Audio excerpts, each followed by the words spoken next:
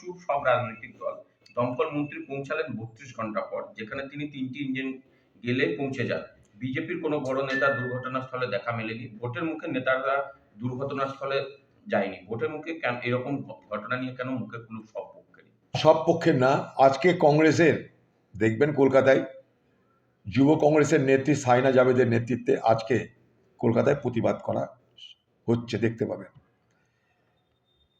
পশ্চিমবঙ্গ প্রদেশ কংগ্রেসের সভাপতি সে প্রতিবাদ করেছে, করেনি তারা। হ্যাঁ, সেই স্পটে যেতে আগে পরে কারো কিছু হতে পারে, কিন্তু সেটা তো পরের কথা। প্রদেশ কংগ্রেসের পক্ষ থেকে যাওয়া হয়েছে, কংগ্রেস অন্য পার্টি যায়নি, এটা তো ঠিক না। প্রদেশ কংগ্রেস গেছে, আজকে যুব কংগ্রেসের পক্ষ থেকে কলকাতায় আন্দোলন হবে।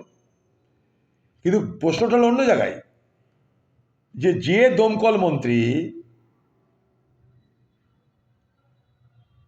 মেসির জন্য 70 ফুট স্ট্যাচু বানাতে দ্বিধা করে না,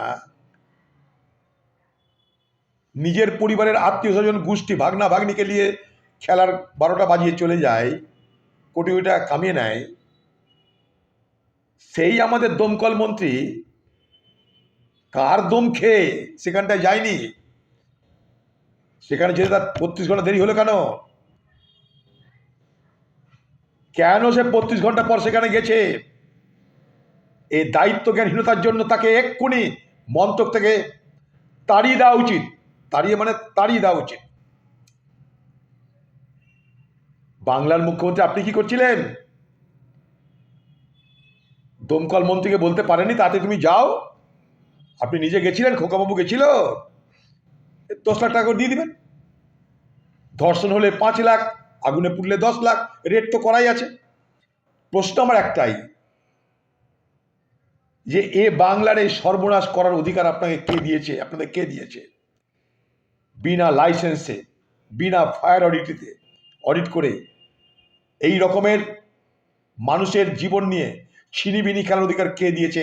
এই দমকল মন্ত্রী এবং সমস্ত আধিকারিক যাদের চোখের সামনে এই ধরনের বেআইনিভাবে কারবার গড়ে উঠেছে, তাদের সকলের যাবজ্জীবন সাজা হওয়া দরকার।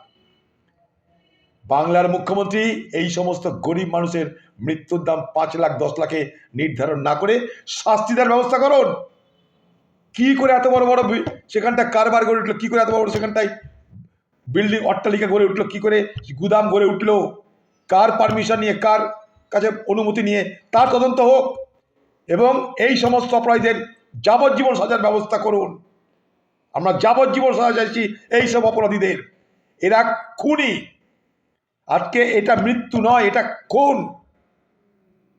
খুন মানে খুন। এটা, এই খুনের বিচার হওয়া দরকার। তারা গরিব মানুষ। সংখ্যা কত সংখ্যা যে কেউ বলতে পারছে, পুলিশ বলতে পারছে, প্রশাসন বলতে পারছে, হার দেখাচ্ছে দিয়ে বলছে 1 2 3 4। কতজন ওখানে ছিল তাই তো কেউ জানে না। মালিক কোথায়? তার রেজিস্টার কোথায়? কতজন সেখানে বসবাস করতো, তার রেজিস্টার কোথায়? কি করে বলবেন আপনি 5 জন না 10 জন? আমি তো বললাম মৃত্যুর সংখ্যা ধামাচাপা দেওয়ার চেষ্টা হবে বাংলার মুখ্যমন্ত্রী মমতা ব্যানার্জির তরফে। মৃত্যুর সংখ্যা অনেক বেশি, সেখানে সংখ্যা ধামাচাপা দেওয়ার চেষ্টা করা হচ্ছে। ধামাচাপা দেওয়ার চেষ্টা করা হচ্ছে সেই সংখ্যা। চ্যালেঞ্জ করছি, নিরপেক্ষ তদন্ত হোক, বিচার বিভাগীয় তদন্ত হোক। এটা খুন।